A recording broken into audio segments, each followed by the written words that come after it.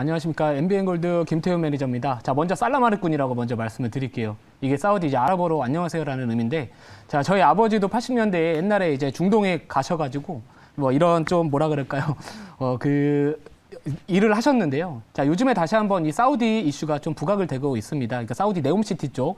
그래서 제가 방금 전에 이제 정성일 매니저님과 마찬가지로 저도 지금 이 사우디 네옴시티 쪽을 이따가 잠시 뒤에 좀 편입을 할 예정이고요.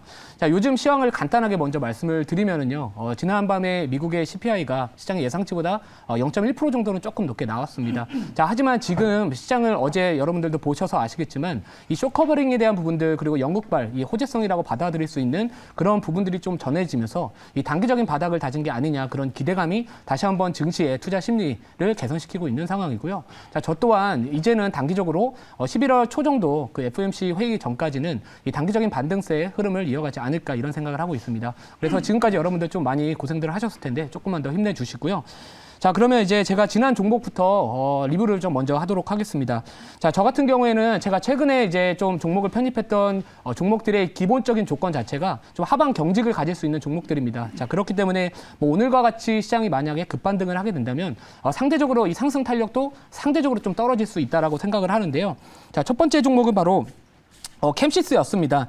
그러니까 캠시스 같은 경우에는 사실 뭐 2차 목표가까지 도달을 했었고, 자, 제가 어제 이제 방송에서도 말씀을 드렸듯이 다시 한번 요거는 거래량이 한번은 터지면서 좀 이 양봉이 한번은 나와줄 수 있다. 그래서 올라갔었을 때 조금씩 다시 한번 수익을 챙기면서 그 다음 또 많이 빠져 있는 종목들로 또 갈아타시는 것도 나쁘지 않겠다라고 말씀을 드렸는데요. 자, 오늘도 장중에 한 5% 정도까지 상승을 하다가 지금 약간 도지형 캔들의 모습이 보여지고는 있거든요. 자, 그래도 아직까지 뭐 시장의 흐름들이나 이 거래량에 대한 부분들이 아직까지는 이전에 뭐 예를 들어서 한 절반 정도 수준 이상까지는 좀 터져줘야 이게 또 단기적인 고점이다라고 생각을 하고는 있기 때문에 뭐 이런 부분들 잘 참고하셔가지고 거래량 수반되면서 조금 더 올라갔었을 때는 좀 차익을 또 챙기시는 것도 나쁘지는 않겠다라고 말씀을 드리고요. 자, 그리고 두 번째 종목 같은 경우에는요, 이 대창단조라는 기업입니다. 자, 어제 그리고 이틀 전에 이 장대양봉 자체가 기술적 저항선 61선이나 121선을 강하게 돌파해 주면서 그리고 어제도 시장의 하락 변동성이 상당히 큰 상황 속에서도요, 그 중요한 가격대를 이탈하지 않았던 종목인데요. 자, 오늘은 2%대 상승이 여전히 나와주고는 있습니다. 물론 시장 대비해서는 약하다고 생각을 할 수는 있겠지만요. 우리에게 상대적으로 고통을 주지 않으면서 이 정도의 상승 흐름을 주고 있다는 거는 지금 시장에서 스트레스 받지 않으면서 심리적인 멘탈 무너지지 않으면서 차분하게 투자 포인트를 가져갈 수 있는 종목이다라고 말씀을 드리기 때문에 자, 하단에 있는 이 목표가 계속해서 유지를 하도록 하겠습니다. 그래서 뭐 자리는 여전히 잘 만들어가고 있고요. 오늘은 많이 빠졌던 기술주들이나 성장주들이 전반적으로 시장을 이끌고 있는 상황이기 때문에 뭐 이런 기업들은 추후에 다시 한번 시장이 키 맞추기가 진행이 된다면 다시 한번 주목을 받지 않을까라고 생각을 하고 있습니다. 자, 그리고 이제 최근에 제가 이제 생쇼 출연이 한 일주일 정도 이제 했는데요. 자, 유일하게 딱 한 종목이 손절가를 터치를 했었습니다. 자, 손절가 터치 종목이지만 그래도 저는 제가 좀 가격적인 전략에 대한 부분들은 다시 한번 좀 리뷰를 하는 게 맞는 것 같아가지고 또 이렇게 가지고 와봤고요. 자, 동사 같은 경우에는 제가 이전에 스마트팜 대표적인 기업이다라고 말씀을 드리면서 최근 뭐 곡물 가격의 급등, 자, 그리고 이 고유가에 대한 부분들 때문에 뭐 얼마 전에 제가 편입했었던 JC케미칼이라는 그 기업도요, 그 석유 대체 연료, 결국엔 이 정부의 정책적인 부분들이거든요. 자, 이런 부분들, 이 스마트팜 산업에 대한 부분들도 어떻게 보면 조금 길게 본다면은 다시 한번 정책적인 이슈를 탈 수가 있는 종목이기 때문에 자, 손절가 만약에 우리가 지금 당장 대응을 해야 된다라고 본다면은 제가 이전에는 한 11,000원을 제시해드리면서 시장의 변동성이 좀 커지면서 손절가 터치를 했지만 이전 저점이었던 1,600원, 1,650원 정도의 조금 아래 구간, 한 10,000원 정도 구간을 잡고서 대응하는 게 지금 시장의 반등 흐름과 함께 조금 더 효율적이지 않을까라고 생각을 하고 있습니다. 자, 만약에 좀 반등이 나와준다면은 한 13,500원 정도까지는 우선은 바라보고 그리고 121선 돌파가 나오는지 여부를 확인하면서 그 다음 전략을 짜는 게 지금 상황에서는 더 효율적이지 않을까 이렇게 좀 말씀을 드릴게요. 자, 그래서 이제 오늘 그러면 제가 초입에도 말씀을 드렸지만 이 네옴시티 관련주를 안 할 수가 없습니다. 자, 여기 보시면 더 강한 종목에 집중할 때라고 말씀을 드렸는데요. 자, 이제는 어느 정도 저는 단기적인 시장의 바닥을 형성을 했다라고 생각을 하고 있기 때문에 이제는 오늘 같은 경우에는 어떻게 보면 키 맞추기 장세가 이루어지고 있다라고는 하지만 자, 만약에 시간이 흐르면서 이 지수의 단기적인 이격 자체가 높아진다면 전반적으로 상대적으로 더 강할 수 있는 종목들이 덜 빠지면서 더 강한 상승이 나올 가능성이 있기 때문에 자, 11월 달에 빈살만 기반이 이제 앞으로 방한한다라는 그런 이슈, 그리고 최근 이 중국의 아까 제가 어제도 말씀을 드렸지만 이 당대회 이슈가 있기 때문에 이 인프라 투자 확대에 대한 부분들도 같이 또 기대를 해볼 수가 있는 기업이다라고 생각을 합니다.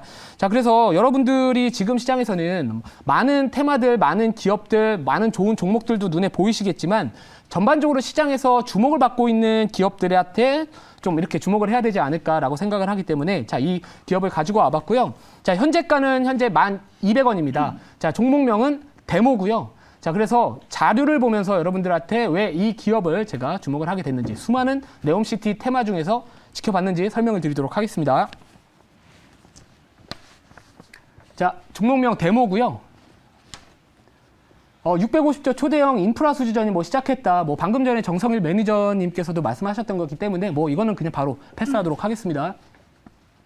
자, 요즘에 이제 어떻게 보면 이 사우디아라비아 네옴시티 조성부지 현장 이미지인데요. 땅을 파야 되고 이 돌 같은 거 있으면 부셔야 되고 그러면서 토지를 다져야 됩니다. 결국에는 어떤 도시를 개발함에 있어서 기반을 다져야 되기 때문에 자, 이런 부분들을 본다면 결국엔 이 굴삭기 시장 또한 우리가 앞으로 이 네옴시티 테마 내에서도 주목을 해야 되지 않을까라고 생각을 하고 있고요.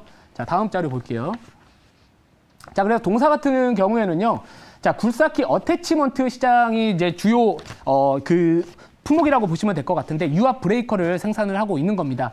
자, 이 상장사인 수산중공업하고 현대 에버다임 그리고 당사가 주요 플레이어 역할을 하고 있고요. 자, 게다가 이제 이 국내 시장에 안주하지 않고 해외 시장으로의 영업망 확대 그리고 주요 기업들, 해외 주요 기업들하고요. 좋은 파트너십을 유지를 하고 있기 때문에 자, 우리나라뿐만 아니라 해외 이 건설 시장이나 이 굴삭기 시장에 대한 부분들 고객사들 앞으로 수혜를 받을 수 있지 않을까라고 보고는 있습니다.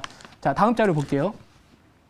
자, 이 동사의 이 제품별 매출 비중을 보면은요. 자, 대부분이 이제 굴삭기 관련된 이 부품들이라고 보시면 될 것 같은데 이 유압 브레이커라는 거는 결국에 이 굴삭기 암에 이런 돌이나 이런 것들을 좀 파쇄할 때 사용된다라는 이 부착물이라고 보시면 될 것 같은데요. 자, 매출 비중 같은 경우에는 56%고 자, 여기도 보시면은 어태치먼트에 신속한 탈부착 관련해서 뭐 키커플러가 10% 정도 비중을 갖고 있습니다. 자, 특수장비 배관 11%, 부품 8%인데 AS나 소모품 교환 등이기 때문에 자, 그리고 제일 하단의 기타 어태치먼트 같은 경우에도 콘크리트 파쇄, 철근 분리절단, 건출문 해제 이런 부분들을 본다면 결국에는 이 건설 경기나 인프라 투자에 대한 부분들 직접적으로 영향을 받을 수 있는 기업이다라고 보시면 될 것 같습니다.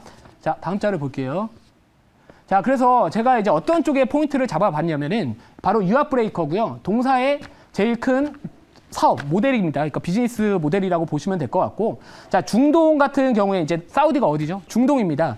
이 중동은 이 건설 프로젝트용으로 20톤급 및 30톤급의 수요가 많은데 바로 동사가 그 20톤급의 또 나름 강점을 또 보여주고 있다라고 하기 때문에 뭐 다양한 이 라인업을 갖고 있지만 직접적으로 또 중동에서 많이 수요를 원하고 있는 이쪽 시장에 대해서도 나름대로 또 잘 갖춰져 있는 기업이다라고 생각을 하고 있습니다.